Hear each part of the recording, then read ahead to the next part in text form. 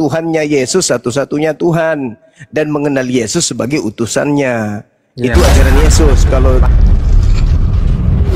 sahabat-sahabat dimanapun berada, saya Zulkifli M. Abbas mengharapkan sahabat-sahabat semua untuk kemudian mensubscribe, like, dan juga men-share channel kita ini. Salam Tauhid, salam satu Tuhan. Lebih dari 10 istri atau 70 istri dan akan masuk ke surga. Ada yang menemani nanti 72 bidadari. Apakah betul itu, Bang? Jadi di Islam itu boleh menduakan istri, boleh, tapi tidak boleh menduakan Tuhan. Itu di Islam. Terbalik di Kristen. Di Kristen lucu. Di Kristen itu lucu. Di Kristen itu tidak boleh menduakan istri, tetapi boleh menduakan Tuhan. Berarti orang Kristen lebih takut ke istrinya daripada ke Tuhannya. Berarti agama Islam itu, Bang, Anda pilih mana? Anda pilih mana? Menduakan istri atau menduakan Tuhan? Ayo. Abang jawab dulu. Apa Tuhan Muslim itu Muhammad atau Rabbah? Atau dua-duanya, Bang? Apa itu? Ini bertanya tapi dia nggak ngerti pertanyaannya. Sekarang menduakan Tuhan atau menduakan istri? Mana Anda pilih? Gimana? Mana Anda pilih dalam hidup Anda, menduakan istri Anda atau menduakan Tuhan Anda?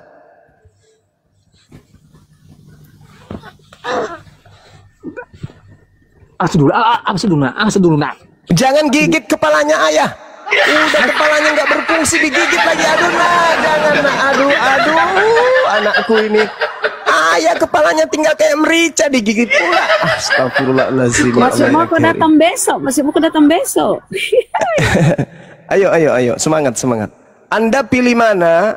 Menduakan istri atau menduakan Tuhan? Menduakan istri lah, Bang. Nah, gitu dong. Berarti masih manusiawi menduakan istri daripada menduakan Tuhan. Terus kenapa Anda malah mentigakan Tuhan? Ayo.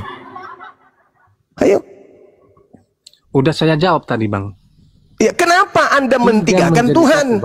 Kalau manusia aja tidak mau diduakan menurut saudara punya logika, lalu apakah Tuhan mau ditigakan? Karena Tuhan adalah maha segalanya, Bang. Nah, jadi bisa ditigakan karena dia maha segalanya. Justru karena kenapa Islam itu bisa berpoligami, menduakan istri? Karena istri tidak maha segalanya. Tuhan sudah maha segalanya. Kenapa masih dicarikan Tuhan lainnya? Tandingan. Nah, berarti kalau menduakan istri atau mentigakan atau dan seterusnya, Bang, berarti istri yang pertama dan yang kedua tidak ada rasa seperti itu, Bang, ya? Atau gimana? Coba dijelasin. Saya belum sampai sekarang ya detail kali mengenai muda cerai, udah nikah muda cerai, meninggalin istri yang sah. Apakah daripada di Kristen tak ada nikah dalam dosa itu, Bang? Di Kristen tak ada nikah. Di Kristen itu nggak ada nikah. Di Kristen itu kawin kayak kambing. Anda harus tahu itu. Anda harus tahu. Tidak ada ajaran nikah di Kristen dari Tuhan. Dengar dulu, nggak ada. Nggak ada. Dulu, Bang. Ayo. Di mana konsep? Coba. Tunjukkan konsep nikah di dalam agama Anda. Ada? Nggak ada. Nggak ada. Sekali lagi. Dengarkan saya.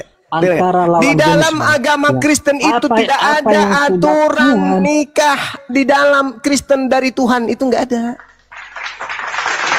Nggak ada aturan nikah di Kristen itu dari Tuhan, nggak ada. Itu prosesi yang dibuat-buat gereja.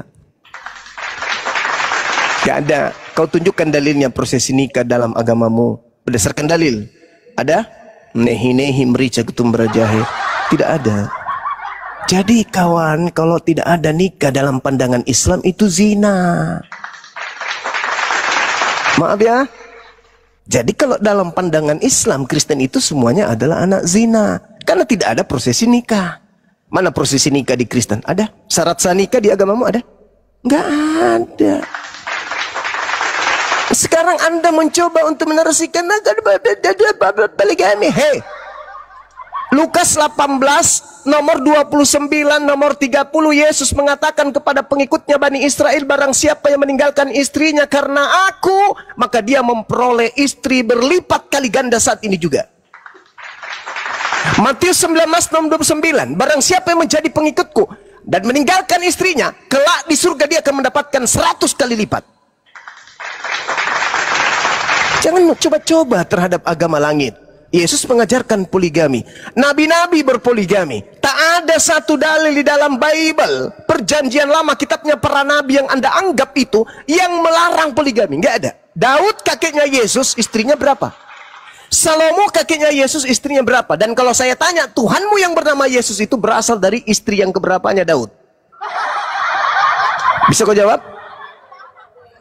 Yesus, anak Daud, itu berasal dari istri yang keberapa? Bisa kau jawab? Ingat ya, Roma 1 nomor 3, Yesus berasal dari sperma Daud. Nah sekarang sperma Daud yang Daud semprotkan ke istri yang keberapanya. Yuk belajar. Ajak pendetamu yang paling pintar di Indonesia hadapi saya. Roma 1 nomor 3, Yesus dikatakan berasal dari sperma Daud. Pertanyaan saya, istri yang keberapanya Daud yang menerima sperma dari Daud, yang kemudian kelak melahirkan Tuhanmu yang bernama Yesus itu? Ya, Jangan nangis. Ini ada pastor Jangan nangis. Ada pastor terkenal nih Gurunda. Ada pastor nih. Iya, tapi blow on juga sama aja. Ayo. Halo Bang Zuma. Nah, silakan kau tunjukkan Yesus itu berasal dari sperma Daud yang Muhammad sudah datang di Mekah Bang, minum kencing onta Bang.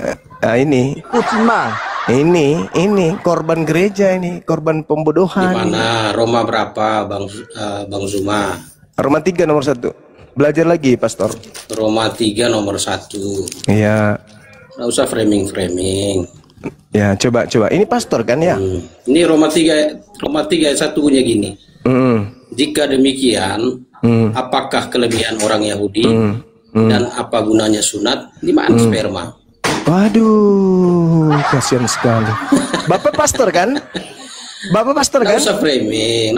Bapak pastor kan? Pribadi. Bapak pastor Nah, kan? apologet itu Seorang gitu. pastor, dengarkan. Seorang pastor bertanya Masa kepada seorang Bang Zuma Zuma. seperti ini? Seorang pastor bertanya. Nah, seorang Zuma itu diskusi dalil dalam mana? pribadi gimana? Saudara-saudaraku yang ada di sini, tadi saya menyebutkan apa? Roma berapa? Roma Pertama 3 tadi ayat 1. Pertama tadi saya sebut Roma berapa, teman-teman? Kan saya ada tanya tadi, Roma berapa? Roma 3 berapa ayat pertama 1. tadi saya sebut, teman-teman?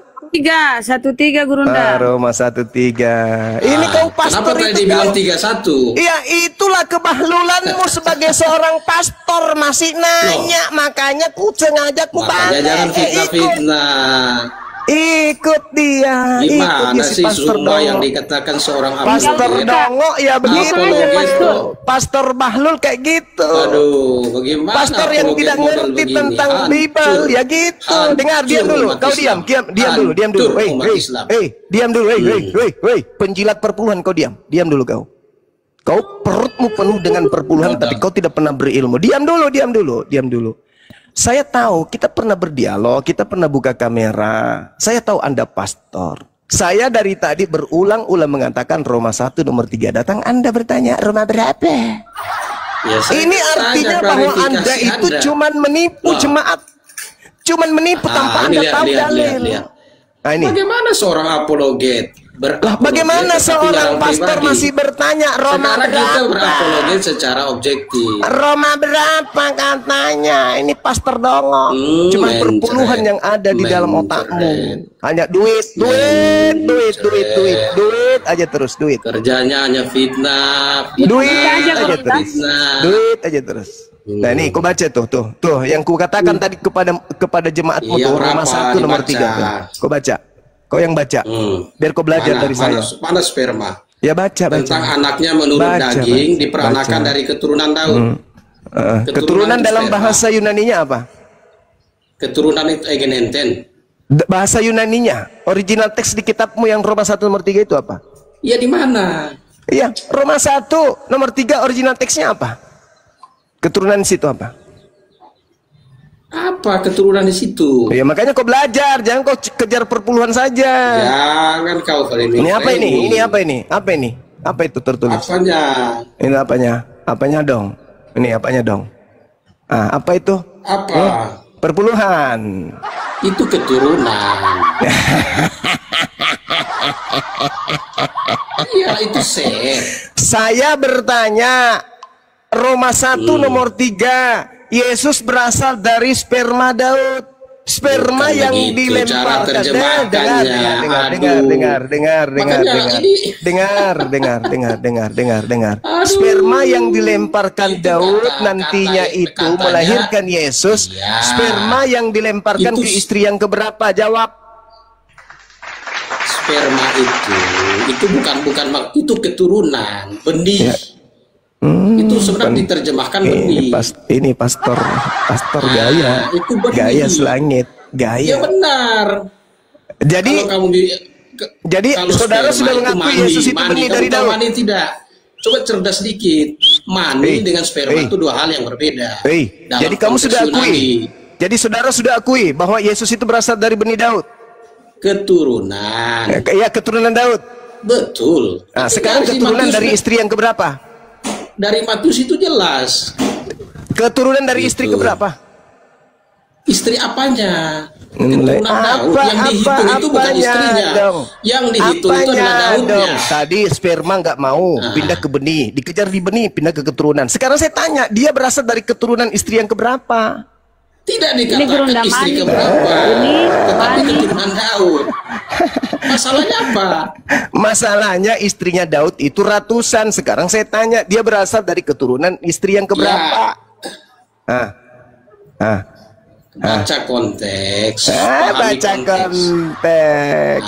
Baca konteks. Iya. Masa kata benih aja kamu bahasa Yunaninya kamu terjemahkan apa? Astagfirullahaladzim, ya Allah. Pastor. Saya bertanya, Yesus itu keturunan Daud, keturunan istri keberapa? Yesus dihitung ya secara apa? Anak Daud. Yesus itu anak Daud. Nah, terus maksudnya kalau ditarik dari silsilahnya itu dari Betseba. Berarti istri keberapa itu? Tetapi tindakan yang dilakukan. Istri keberapa? Oke, tindakan istri keberapa? Tindakan poligami. Itu istri sah nggak itu? Sebentar. Sah nggak itu? Dengar orang ngomong itu mah, jangan potong-potong kau. Sah nggak itu? Iya, dia jagonya gitu. Sah tidak itu Betseba? Sah nggak itu Betseba? Makanya anaknya Salomo mengganti. Sah. Anaknya Salomo. Bukannya Daud mengintip Betseba mandi? Itu sebuah tindakan Daud, itu sebuah kesalahan. Sebuah kesalahan dan dihukum. Berarti Anda mengakui Yesus itu keturunan dari? Kenapa? Kan keturunan dari Daud yang dan berasal dari kesalahan gitu. Meninggal. Berarti dia berasal dari kesalahan. Yesus berasal dari keturunan yang bukan kesalahan dari gitu. Kesalahan. Lalu? Jadi gini, kamu dengar ceritanya dulu. Ya. Nah, makanya supaya kamu cerdas, kamu dengar ceritanya. Jadi Daud itu melakukan sebuah tindakan dosa perzinahan. Ya, berarti Yesus berasal dari keturunan zina. Bukan. Lalu. Loh, tadi jadi katanya dari persinahan. Dengar dulu, makanya lalu. Gimana tadi persinahan. Sekali kamu. Tadi persinahan. Perzinahannya itu hasil dari perzinahannya itu anak yang melahirkan itu dihukum. Daud dan Betseba dihukum, anaknya itu meninggal. Lalu kemudian Daud mengambil Betseba menjadi istri yang sah, melahirkan Salomo. Nah, Salomo itu anak yang sah. Awal pertemuan mereka itu berasal dari perzinahan, perkenalan mereka. Awal pertemuan mereka itu sebuah kesalahan, itu sebuah dosa. Berarti Yesus berasal dari keturunan pezina. Yesus itu Betulkah itu Yesus berasal dari keturunan pezina? Betulkah? Itu pertanyaan. Bukan dari keturunan pezina. Loh, Daud tadi katanya Anda katakan berzina. Iya. Kalau kamu bisa bedakan nggak orang yang jatuh dalam dosa zina dengan pezina? Iya, Anda yang mengakui, Anda yang mengatakan bahwasanya Daud berzina dengan neneknya. Saya belum temukan apologet Islam yang cerdas. Gitu. Saya belum temukan. Anda yang sendiri mengatakan tadi loh. Anda yang tidak bisa mengatakan bedakan tadi. antara pezina Anda yang mengatakan dengan tadi, perbuatan bukan zina. saya. Kalau pezina, maka saya bilang saya belum temukan apologet Islam yang cerdas. Saya yang mendengarkan dan juga orang lain di sini yang mendengarkan. Jadi Daud dan Betseba, sebentar. Daud berzina dengan istri Uria, betul? Jangan di-mute. Bagaimana di-mute ini? Betul tidak? Orang apologet Islam nih kayak ketakutan. Betul tidak? Enggak usah panik kau. Betul tidak? Iya, awal kan sudah akui satu.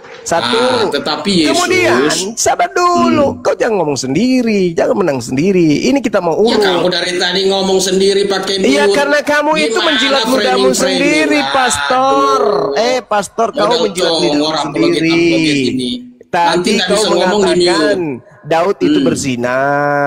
Dengan siapa Daud berzina? Dengan siapa Daud berzina? Daud itu jatuh di dalam dosa perzinahan dengan Betseba. Apakah betul? Sabar dulu. Apakah betul dari dua orang ini nanti turun kemudian Yesus?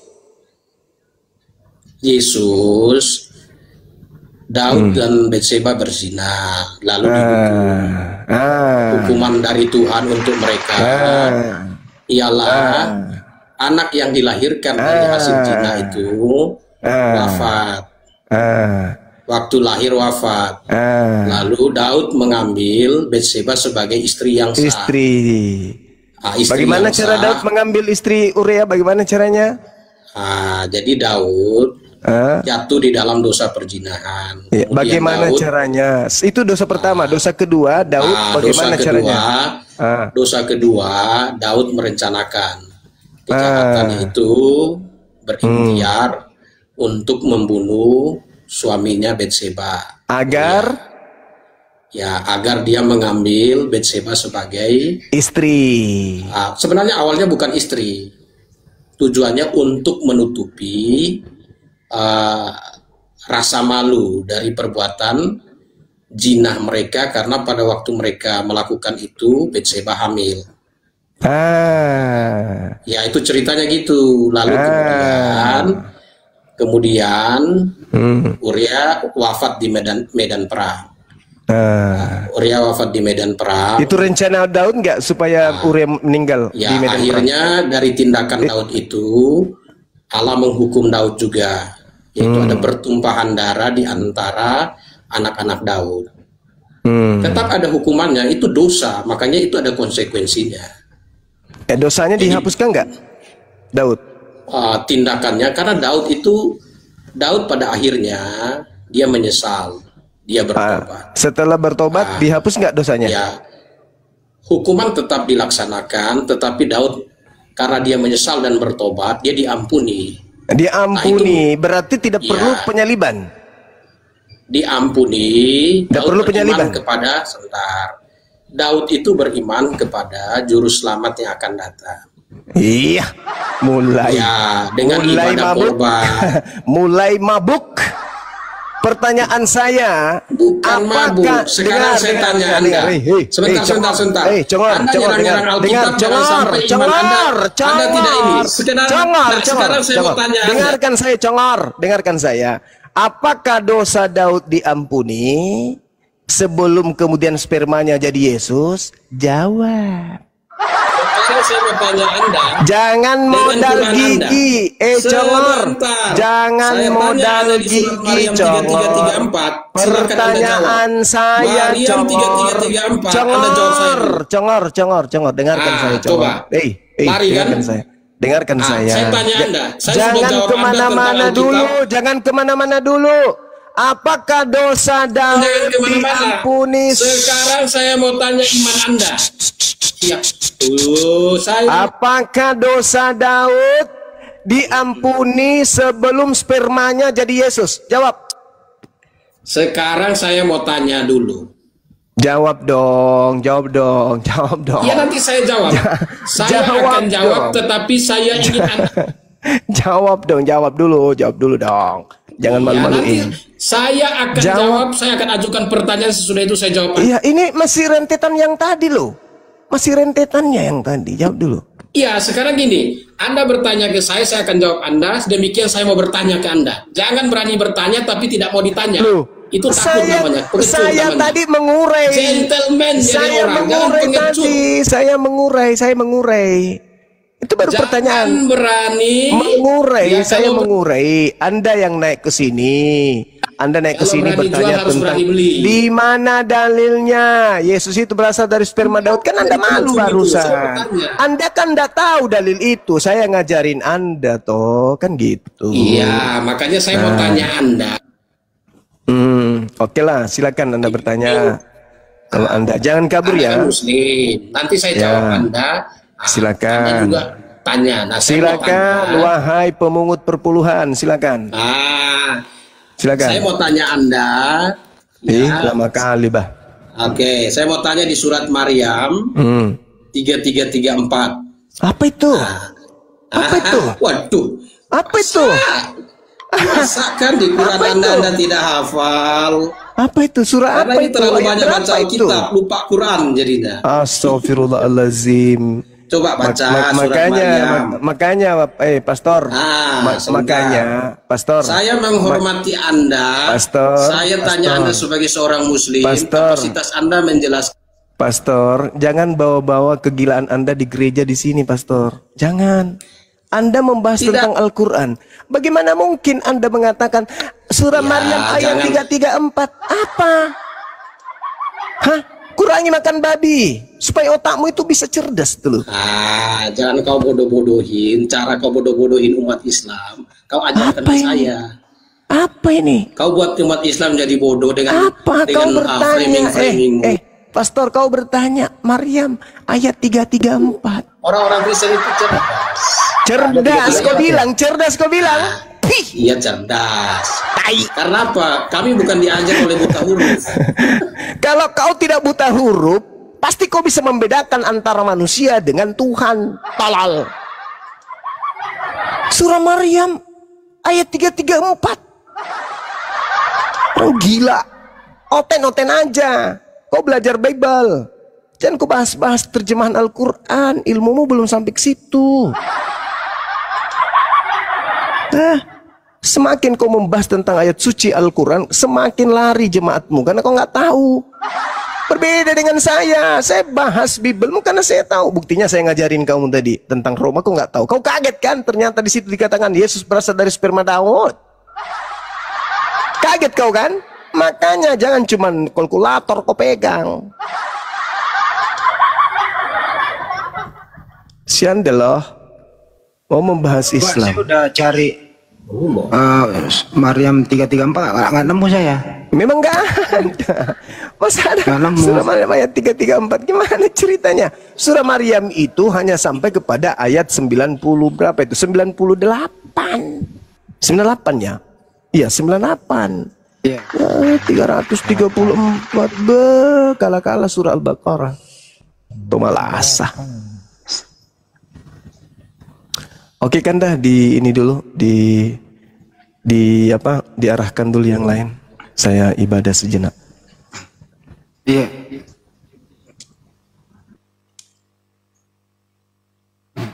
Mestinya dijawab dulu pertanyaannya Bang Juma itu baru Anda bertanya. Coba Pak Pendeta. Kenapa kalian takut sekali? Coba Anda buka dulu surah Maryam. Surah Maryam 334 coba dibuka. Saya tadi cari nggak nemu 334. Makanya dengerin surat Maryam nomor 33 dan 34. Nah, kamu bilang tadi 334 kok. Iya, makanya saya bilang nomor 33. Tadi kok bilang 334? Nah, 33 dan 34. Nah, sekarang coba baca surat Maryam. Surat Maryam 33 dan 34. Mestinya pastor, kamu kan ini pastor nih, atau pendeta, jemaatmu banyak yang monitor gitu loh. Mestinya gitu ya. Mestinya kamu ini naik mencerminkan kamu seorang pastor atau pendeta gitu.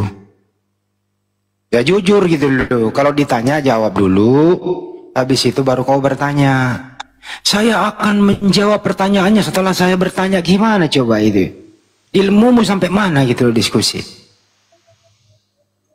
Dan tidak mau mengakui kesalahan. Mestinya, oh mohon maaf, tadi saya salah sebut. Maksud saya itu surah Maryam ayat 33 dan 34. Itu baru elegan, pastor. Kalau begini caramu ini, waduh, mohon maaf, jemaatmu akan meninggalkanmu dan perpuluhanmu. Waduh, selesai sudah, kamu mau makan apa? Oh loh. Naik di sini yang elegan, kalau keliru berbicara ya keliru, jujur, gitu. Silakan Ustaz Tata, maksudnya surah Maryam 33-34 gimana Ustaz Tata? Assalamualaikum warahmatullahi wabarakatuh. Waalaikumsalam warahmatullahi wabarakatuh. Assalamualaikum semuanya, Gurunda. Dan beliau ibadah dulu sejenak. Oke. Ya. Silakan Ustaz. Surah Maryam 33. Ya, jadi surat Maryam 33 itu sama dengan ayat 15-nya. Ini kan ibaratkan dulu Allah menceritakan tentang Nabi Isa, dia berdoa, juga membuktikan siapa dirinya. Maka nyambungnya dari 30. Bismillahirrahmanirrahim. Qala ini Abdullah ataniyal kitab wa ja'alani nabiyya. Isa berkata, sesungguhnya aku hamba Allah. Dia memberiku kitab Injil dan dia menjadikan aku seorang nabi. Lalu wa ja'alani mubarakan aina ma kuntu wa ausani bisolati wa zakati ma dumtu hayya. Dan dia menjadikan aku seorang yang diberkahi di mana saja aku berada. Dan dia memerintahkan kepadaku melaksanakan sholat dan menunaikan zakat selama aku di dunia. Wa barram bi walidati wa lam yaj'alni jabbaran syaqiyya. Dan berbakti kepada ibuku dan tidak menjadikan aku seorang yang sombong dan celaka. Baru wassalamu alayya yauma wulidtu wa yauma amutu wa yauma ub'atsu hayya. Dan kesejahteraan semoga, ini doa, dilimpahkan kepadaku pada hari kelahiranku, pada hari wafatku, dan pada hari aku dibangkitkan hidup kembali. Jadi karena dia manusia, ya sadar bahwa hidup itu 3 fase memang. Fase kehidupan di dunia, kematian, dan bangkit di mahsyar. Nah ini Isa ini berdoa seperti itu agar supaya dia itu kesejahteraan bukan hanya hidup doang, tapi nanti ketika meninggal, bahkan ketika Allah bangkitkan lagi di mahsyar. Nah sekarang Yesus ini sama seperti kita ini. Fase pertama masih. Karena dalam Al-Quran itu barrafa'ahullah, Allah angkat dia hidup-hidup. Berarti Isa kedudukannya masih fase pertama. Karena belum meninggal dia seperti kita. Gitu maksudnya ayat itu. Jadi doa seperti kita sekarang kan doa kayak gitu. Gitu. Oke. Tadi ada yang dibahas mengenai Nabi Daud ya. Mereka mengakui ada di sana ada nabi yang berzina begitu. Di Al-Quran ada nggak sih nabi berzina? Jadi dalam Al-Quran itu semua para nabi itu sangat dimuliakan. Qulu amanna billahi wa ma unzila ilaina wa ma unzila ila Ibrahim wa Ismail wa Ishaq wa Yaqub wa asbati wa ma utiya Musa wa Isa wa ma utiya nabiyyuna min rabbihim la nufarriqu baina ahadim minhum. Jadi umat Islam tidak boleh membeda-bedakan para nabi. Makanya oleh Allah disuruh sholawat. Wassalamun alal mursalin. Bersolawatlah kamu kepada semua para nabi. Karena mulia di hadapan Allah. Kita wajib memuliakan Isa alaihi salam, Daud alaihi salam. Kenapa kau disalawatin? Menandakan kita itu memuliakan. Tidak ada nabi, jangankan berzina, mereka maksum. Ya. Jadi itu Allah tidak akan salah memilih para nabi itu, gitu. Cuma di kitab mereka oleh keimanan mereka ada nabi-nabi yang melakukan inilah itu gak bener gitu. Apa perbedaan alaihissalam dengan sallallahu alaihi wasallam, Pak Ustaz? Ya sama-sama sholawat alaihissalam ya, baginya keselamatan. Nah, kenapa Nabi Muhammad pakai Allahumma sholli ala sayyidina Muhammad, Allahumma sholli salim alaihi? Nah, itu karena memang beliau ini ibaratkan beda sendiri. Karena ibaratkan pangkat presiden diutus untuk seluruh dunia. Sedangkan nabi-nabi yang lain hanya untuk satu kaum. Ya tentu saja beda sholawatnya, tapi sama artinya sholawat gitu. Gitu doang sebenarnya. Oke. Ya artinya semua nabi itu adalah nabi terhadap kaumnya masing-masing. Nabi Muhammad untuk rahmatan lil alamin. Itu perbedaannya, Pak Ustaz.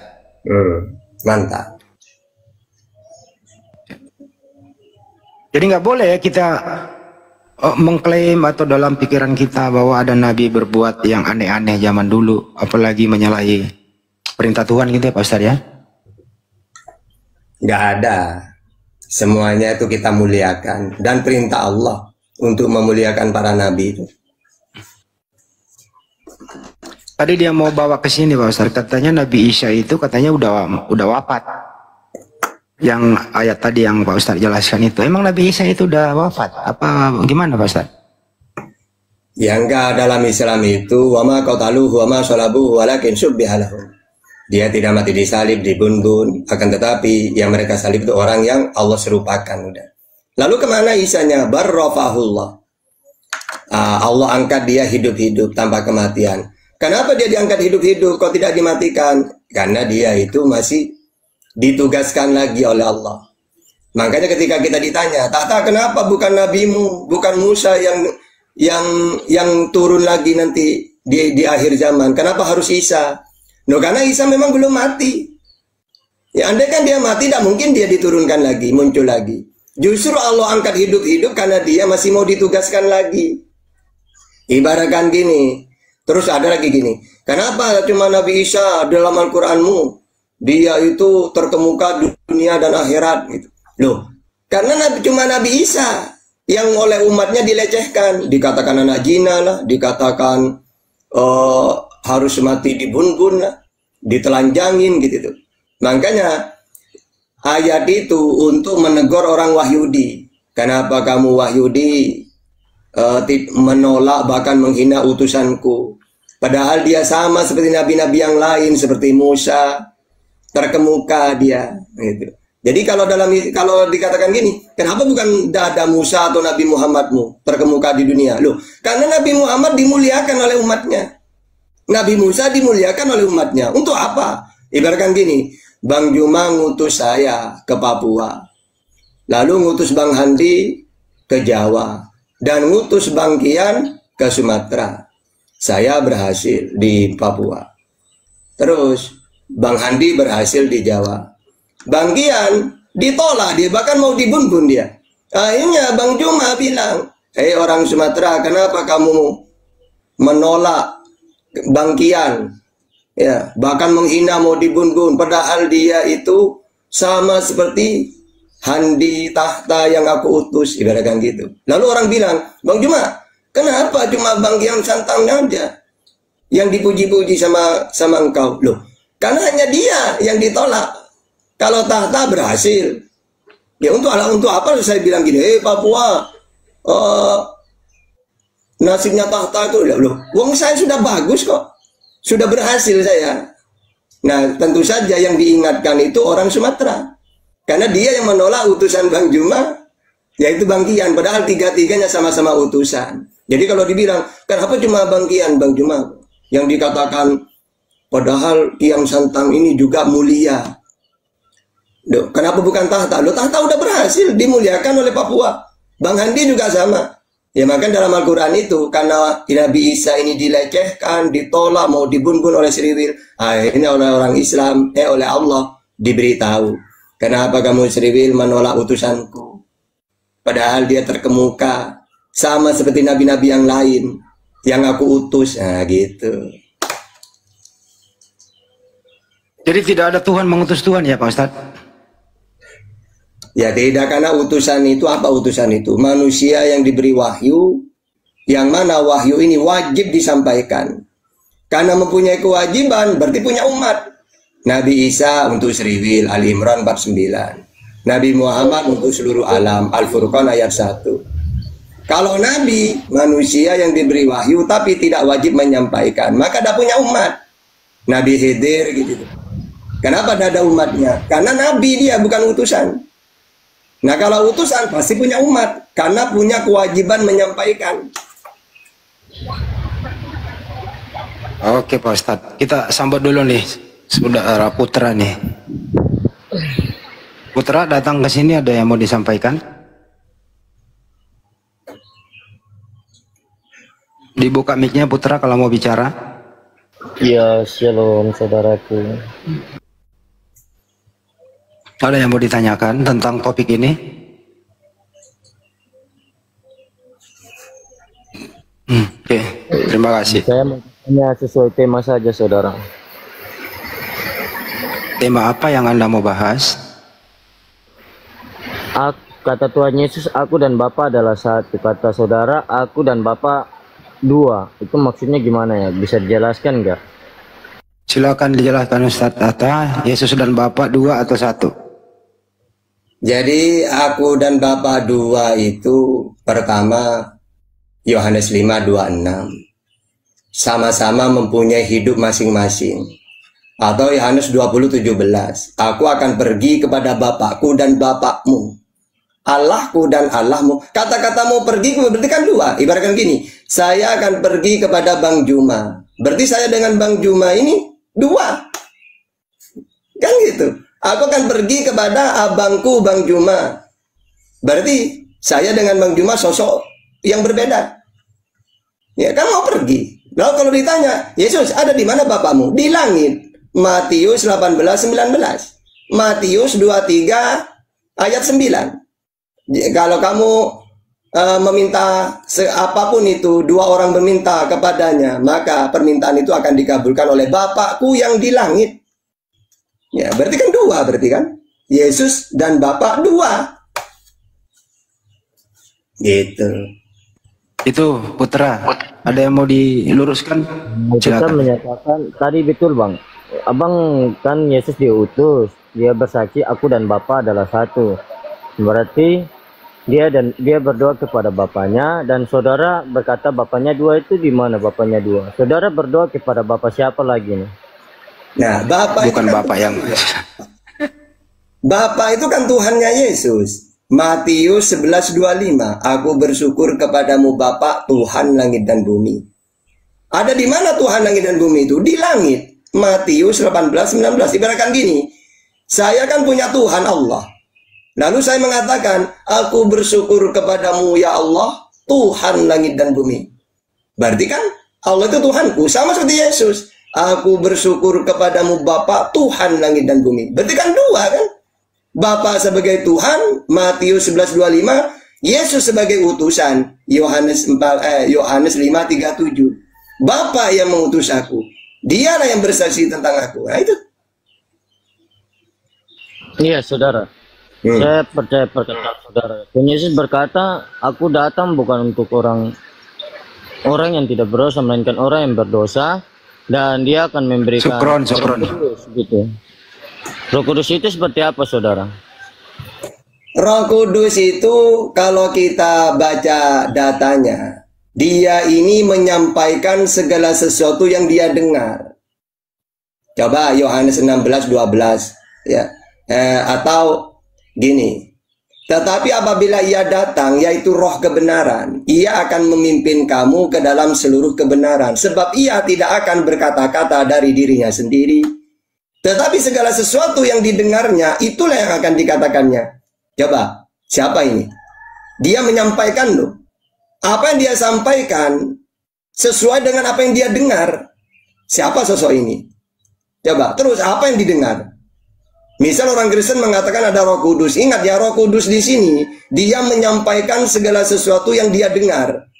Pertanyaannya, apa yang dia sampaikan? Apa isinya? Jangan-jangan ini cuma omong doang ini, tidak ada bukti ini. Yang dia ngomong tentang Bapa, macam dua Bapa ini di dalam Yohanes 8-nya, tentang keturunan Abraham yang berasal dari Allah dan keturunan Abraham yang tidak berasal dari Allah. Itu Bapaknya ada dua. Emangnya ada manusia yang bukan berasal dari Allah? Ada nggak? Iya, ada. Siapa? Manusia yang tidak suci. Siapa itu yang tidak suci itu? Ya, saya nggak tahu, tidak bisa menuduh saya, sebab orang ada kejahatan dan kebaikan itu di situ kita bisa mengetahui orang yang baik yang berasal dari Allah dan orang yang tidak baik yang berasal dari Allah tapi tidak mengenal Bapa dari keturunan gitu. Salah, orang itu mau dia suci atau tidak ya tetap yang menciptakan itu Allah. Bahkan dalam Efesus 3 ayat 9, Wahyu 4 ayat 11, ya, di situ bahwasannya, dan untuk menyatakan apa isinya tugas penyelenggaraan rahasia yang telah berabad-abad tersembunyi dalam Allah yang menciptakan segala sesuatu. Jadi tidak ada sesuatu yang tidak berasal dari Allah, itu gak ada. Semuanya Dia yang menciptakan.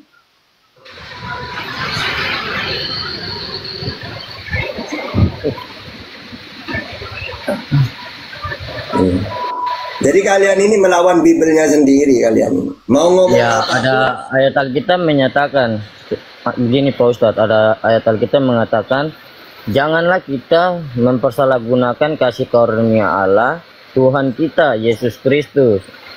Itu kan satu ya, aku dan Bapa adalah satu gitu. Kenapa bisa jadi dua gitu? Saya juga aneh loh dengan teks ini. Kata-kata satu itu bukan satu oknum. Sama dengan gini loh, Yohanes 17 ayat 21. Supaya mereka semua menjadi satu sama seperti engkau ya Bapa di dalam aku. Dan aku di dalam engkau. Agar mereka juga di dalam kita. Aku Bapa mereka satu. Bahkan di dalam Yohanes 14:20. Pada waktu itulah kamu akan tahu bahwa aku di dalam Bapakku dan kamu di dalam aku. Aku, kamu, Bapa satu. 1 Yohanes 1 ayat 4, 1 Yohanes 1 ayat 13. Kamu berasal dari Allah anak-anakku. Kamu di dalam Allah anak-anakku. Yohanes 17 ayat 14. Mereka bukan dari dunia, sama seperti aku bukan dari dunia. Jadi data-data kayak gitu tuh banyak. Bukan hanya untuk ke Yesus satu itu, untuk ke mereka juga. Apakah mereka Tuhan juga karena satu dengan Bapa dengan Yesus? Ya, jadi tidak gitu caranya itu. Kamu ini pakai satu data diklaim Tuhan, padahal data yang lain banyak. Yohanes 17:21, Yohanes 14:20, 1 Yohanes 1 ayat 4, 1 Yohanes 4:13. Di sini juga mereka satu dengan Bapa, dengan Yesus. Terus.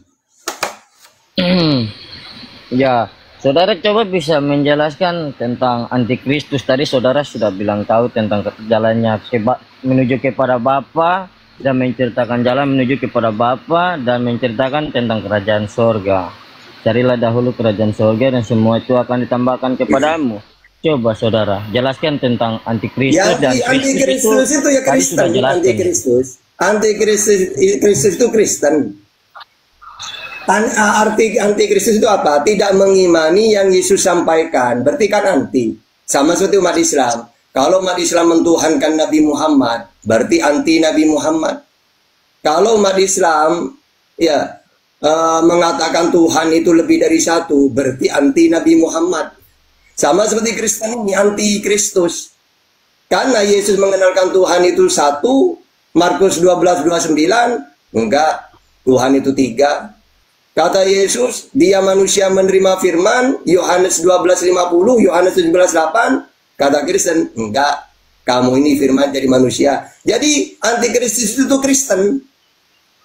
Karena mereka ini yang menyimpang ajaran, yang menyimpang dengan ajaran Yesus kan Kristen. Jadi Kristen ini kalau kita pakai Bible 100% perusak ajaran Yesus.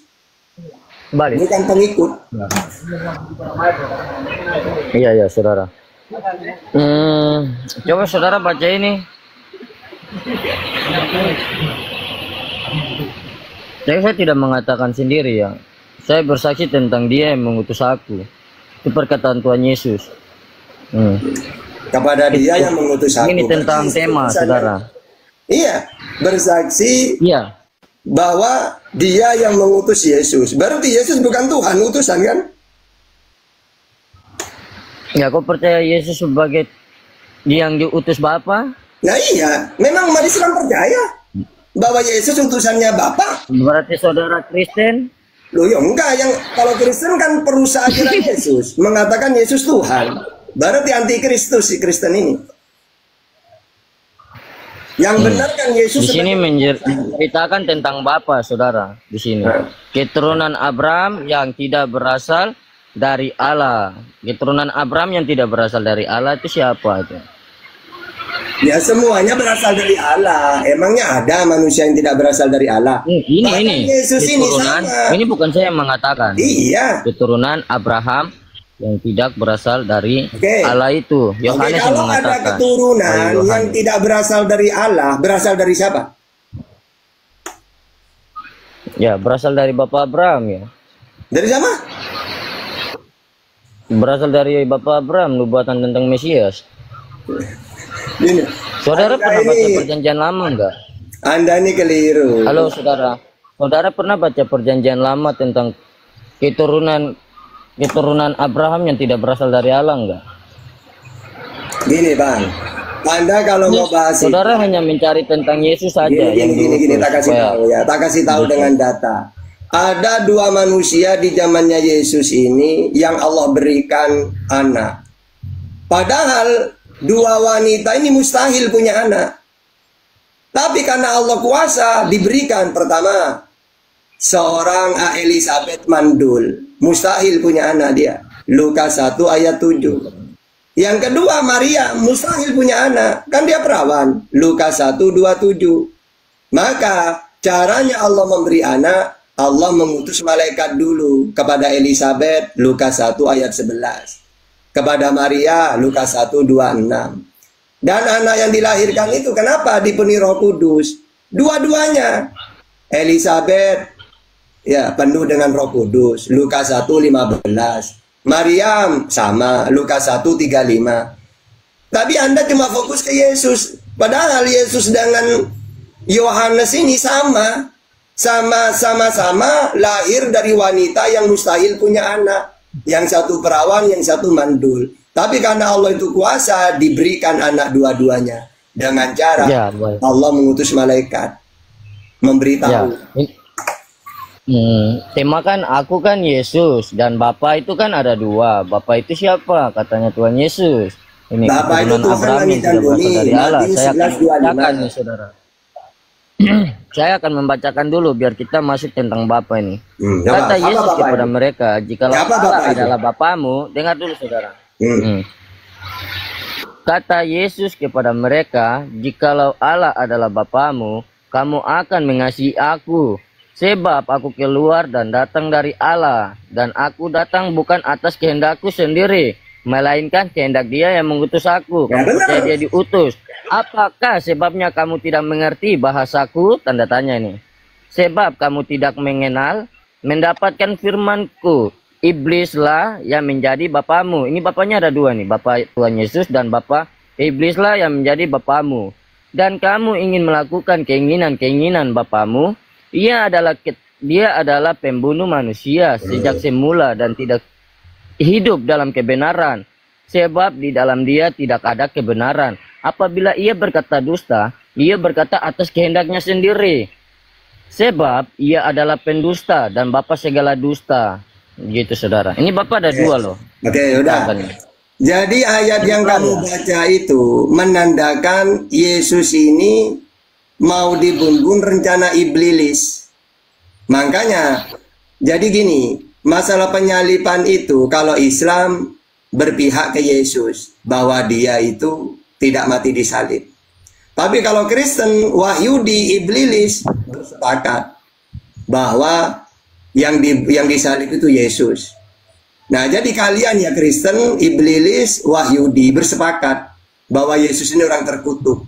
Padahal ayat yang barusan kamu baca, kalau bapamu Abraham, seharusnya kamu menyayangi aku, bukan membunuh.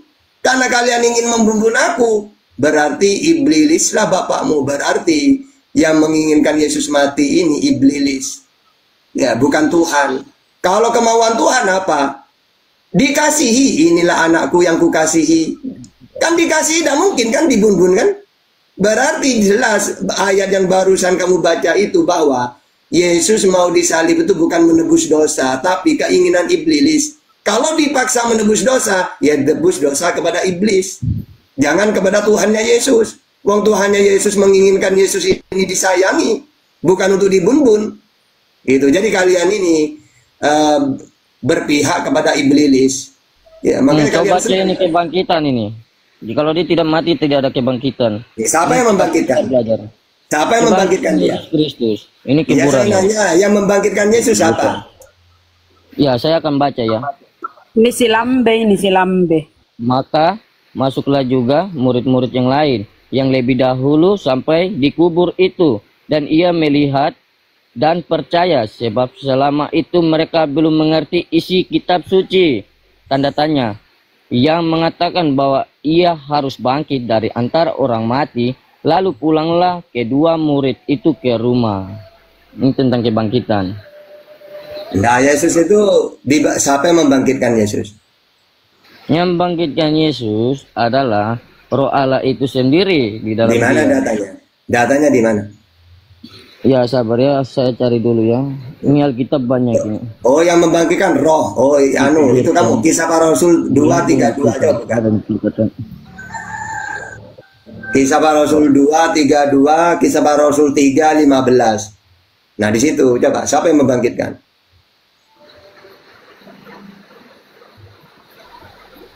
Ini kita lambungnya Yesus. Sabar. Ini ayatnya ini banyak sekali ya, bukan di Yohanes saja, ada di Matius, Markus. Ya, Kristen tidak ada yang paham Bible. Kristen itu bingung itu ya. Ini kita buka dengan ayat, kau hanya berbicara. Coba kamu nanya ke saya tidak usah buka ayat. Kau tidak ada data, kau hanya berbicara. Mana mau dilihat? Ini tak kasih tahu datanya. Kisah Para Rasul coba. Kisah Para Rasul. Rasul 2:32 banyak aku bilang, kau cuma ya biasa film. Kamu ya tak kasih tahu ayatnya, tapi kamu gak mau. Ini ada mulia ini, saudara.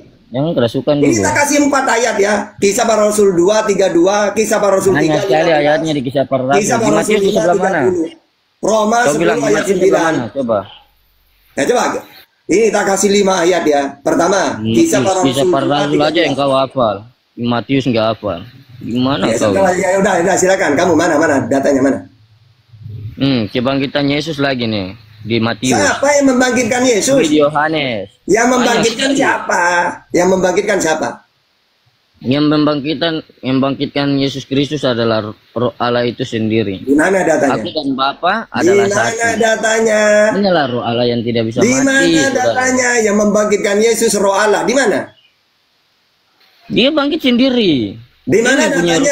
Di mana datanya? Ya sabar, kau lihat ya.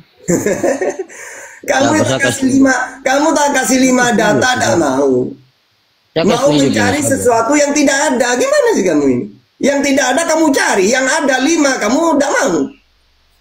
Yesus kuburnya, kebangkitan Yesus saya baca ya. Setelah hari Sabat lewat menjelang. Siapa yang membangkitkan Yesus? Fajar pada hari pertama minggu itu. Yesus siapa? Pergilah Maria Magdalena. Dan Maria yang lain. Maria ini ada 2 nih. Yang aku bilang Maria 1. Pura-pura ada denger ya. Menonggor kuburan itu. Maka terjadilah gempa bumi yang hebat. Sebab ada malaikat Tuhan turun dari langit. Dan kata ke batu itu dan menggulingkannya. Lalu duduk di atasnya. Wajahnya bagaikan kilat dan pakaiannya putih bagaikan salju. Dan penjaga-penjaga itu gentar, penjaga-penjaga yang menjaga kubur Yesus itu gentar, ketakutan, dan menjadi setiap orang-orang mati. Akan tetapi malaikat itu berkata kepada perempuan-perempuan itu, janganlah kamu takut, sebab kamu tahu kamu mencari Yesus. Mencari Yesus ini. Sabar, kabur. Mencari Yesus yang disalib itu, yang mencari Yesus yang disalib itu. Ini mereka sudah katakan. Dia tidak ada di sini. Dia tidak ada di sini. sebab ia telah bangkit. Yang Sama membangkitkan seperti Yesus telah siapa? dikatakannya, Ini, marilah kita kasih ayat, lihatlah kita kasih ayat, tempat kita kasih ini ayat. terbaring. Aduh, kopok ini. Coba baca Kisah Para Rasul 2:32 coba. Matius saja kau nggak percaya, gimana kau mau Tidak percaya ada kisah di para situ. rasul? Tidak ada keterangan bangkit sendiri atau dibangkitkan. Tidak ada. Kau baca, kau tidak tahu baca kan? Kau baca, ini kebangkitan atau kematian? Ya, siapa yang membangkitkan? Siapa yang membangkitkan? Makanya saya kalau baca jangan foto-foto. Aduh, Itu dikasih salah satu ayat dari yang jelas gak kita mau? pakai data banyak ngomong, capek gue. Dikasih ayat yang jelas. Tak kasih 5 data. Gak boleh. Itu. Kau itu seperti antikristus kau. Tak kasih 5 data jelas. Yesus inilah yang dibangkitkan Allah. Nah, Ya Kisah baik, Para kau Rasul kasih 2:32. Saya tidak akan pakai Alkitab, tapi saya akan pakai jalan Kristus, saudara. Saya tanya kau, di mana ayatnya tertulis bahwa Kristen yang dibenarkan dalam iman yaitu di dalam Kristus? Oke, saya akan pakai data bahwa Kristen ini menyesatkan ajaran Yesus. Ya, dia buka Google. Markus, itu. Dia buka oke. Google. Ya, Markus 12:29. Dia buka Google. Hukum yang Saudara. Saya tahu kau kehidupannya AI. Gantian Kalau saya pulang. Ini pakai kehidupannya data rohani, semua ini. saudara. AI Pakai data semua ini. Gimana? Nggak mau gantian dia, nggak mau gantian. Kecuali kalau mau gantian diskusinya, ngomongnya nggak mau gantian, baru saya pertahankan. Kalau nggak mau gantian ngapain? Di atas mau ngapain? Mau adu congor, nyerocos? Ini ada Bang Indra. Bang Indra Muslim apa Kristen? Indra. Assalamualaikum. Saya mualaf Muslim. Oh Muslim, Masya Allah, Alhamdulillah. Ini Kai Muslim apa Kristen? Ya ada yang mau disampaikan Bang Indra? Mau bertanya sih karena ini mengganjal dalam pikiran saya. Anda mualaf? Sebelumnya kita sekeluarga Kristen. Oh iya. Lalu pada saat usia 3-4 tahun kalau nggak salah kita sekeluarga dibawa masuk Muslim oleh ayah. 2 tahun setelah Muslim ayah meninggal, terus kita tercerai-berai itu karena mama dipaksa lagi untuk masuk Kristen. Mama nggak mau, akhirnya dia kabur dari kampung merantau. Nah alhamdulillah setelah sekian puluh tahun kita pisah, yang 6 bersaudara akhirnya ketemu, dan sekarang dari 6 bersaudara itu hanya 4 kami yang masih bertahan sebagai Muslim. 2 saudara saya yang lain itu sekarang masuk Kristen lagi. Yang jadi pertanyaan saya, apakah 2 saudara saya ini sudah digolongkan pada murtadin atau seperti apa? Dan kira-kira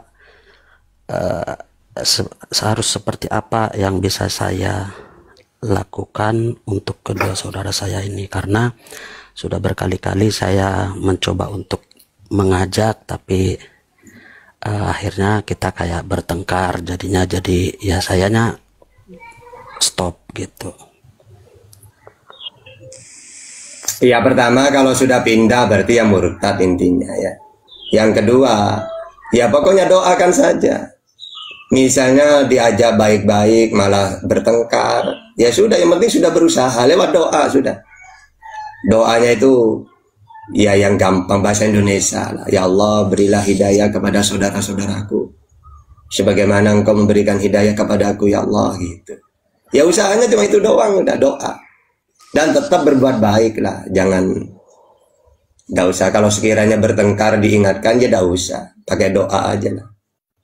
Atau andaikan seneng dialog, enak suruh nonton Bang Duma gitu ketika dialog, karena tidak akan bisa Kristen mengalahkan umat Islam itu kalau dialog pakai data, itu udah gak bisa, memang sangat gak bisa ya, karena mereka ini di dalam ajaran inti saja sudah berbeda. Kalau Islam kan enak, segala sesuatu itu pakai data Al-Quran. Tuhan itu Allah, alhamdulillahirabbil alamin. Yang esa, qul huwallahu ahad. Yang tidak bisa kita lihat, Al-An'am 103. Yang tidak serupa dengan apapun, Asyura ayat 11. Dialah pencipta langit dan bumi, Ibrahim 32, As-Sajdah ayat 4, Al-A'raf 54, Yunus ayat 3. Sembahlah Allah, An-Nisa 36. Wa'budullah wa la tusyriku bihi syai'a. Nabi Muhammad adalah seorang utusan dan penutup para nabi. Al-Ahzab ayat 40. Ya. Nah, Yesus kan sama. Yesus utusan untuk Sriwil, Matius 15:24. Seorang nabi, Markus 6 ayat 4. Penyampai firman, Yohanes 7 ayat 17 ayat 8. Terus mentuhankan Allah satu-satunya, Yohanes 17:3, Markus 12:29. Jadi tidak bisa dirubah, ini data sudah. Terus mau dipaksa jadi Tuhan, tidak ada data. Ya, makanya satu-satunya, andaikan orang-orang Kristen ini nonton debat, contohnya apologet Bang Juma gitu, pasti mereka terbuka sendiri. Gitu. Kalau cuma dikasih tahu sulit. Langsung sering lah nonton debat itu. Nah, kita kan pakai data. Iman itu bukan hanya imani saja, harus sesuai. Misalnya gini, saya mengikuti Nabi Muhammad. Apa yang saya ikutin? Semuanya. Tentang ketuhanan lengkap dalam Islam. Perintah lengkap. Kerjakanlah sholat, hakimi sholat, torofaina harwa zulafa minal lail. Oh, berarti ada perintah sholat. Kami sholat karena pengikut. Ya ayyuhalladzina amanu kutiba alaikumus syiyam. Oh, perintah puasa. Kami puasa karena ini perintah. Walillahi 'alan nasi hijjul baiti man istata'a ilaihi sabila. Oh, perintah haji bagi yang mampu. Nah, kalau jadi Islam itu tidak akan melakukan sesuatu yang tidak ada perintahnya, yang tidak ada data, tidak akan dilakukan. Baik tentang ketuhanan, tentang syariat, akidah, akhlak, perintah, larangan, semuanya ada datanya.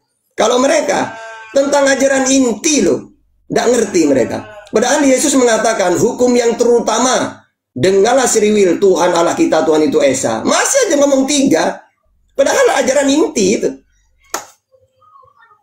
Gitu Bang. Jadi abang yang penting berdoa, usaha berdoa ya.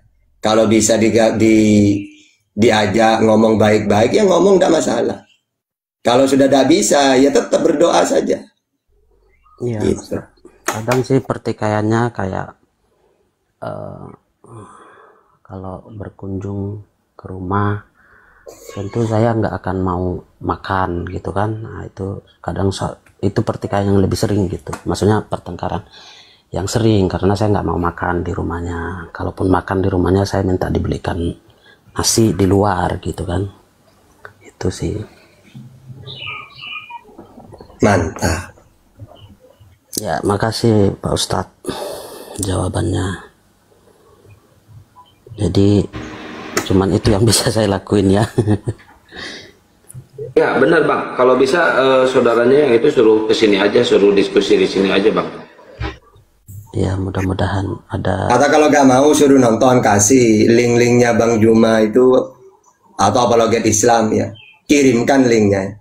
Ayo nonton debat bareng gitu. Sering, ya, tapi hubungan abang sama mereka masih baik Bang? Baik. Ya kalau baik mah udah kirim aja link video-videonya Bang. Baik-baik aja, cuman kalau kayak saya disuruh untuk main ke rumahnya atau nginep, itu saya gimana caranya menghindar gitu ya, karena betul, saya takut menyakiti hatinya gitu. Bahkan ya, kayak saya nggak mau minum air atau saya nggak mau minum makan di piring mereka gitu kan. Kalau saya ke sana, saya bawa aqua sendiri, misalkan beli aqua sendiri atau beli makan sendiri, itu kayak terkadang mereka tersinggung gitu. Itu aja sih. Ya, setuju, saya bagus itu Bang. Lebih baik menghindari aja ke sana, bisa setahun sekali atau 2 tahun sekali nggak apa-apa silaturahmi. Kalau selain itu sih ya hubungannya baik-baik aja. Iya. Baik-baik aja.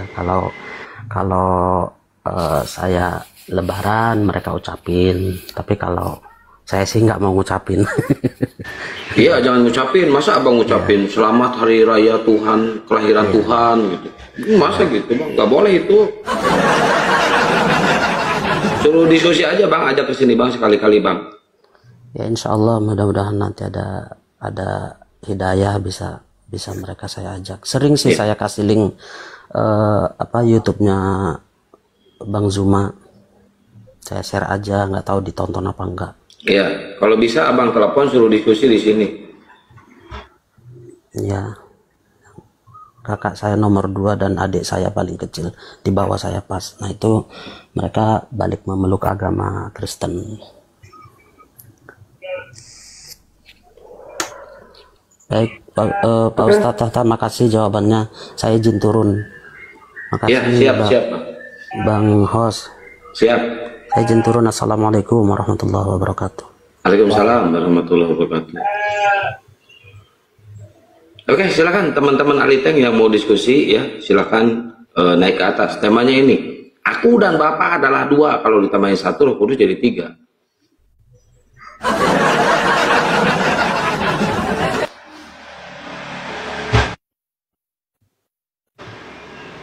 Ayo, buat teman-teman yang ingin membela Yesus, silakan naik. Buat para pembela Yesus ya, silakan naik. Ini yang naik kebanyakan yang muslim semua, tolong dong. Kayaknya mereka udah pada nggak ada, moderator di ini aja, dicentangin aja. Soalnya agak nge-lag ini kalau berjajar gitu. Saya scroll-scrollnya berat, susah. Ini lambenak agak lo ngapain lu ah? Mau minta naik? Nggak usah naik.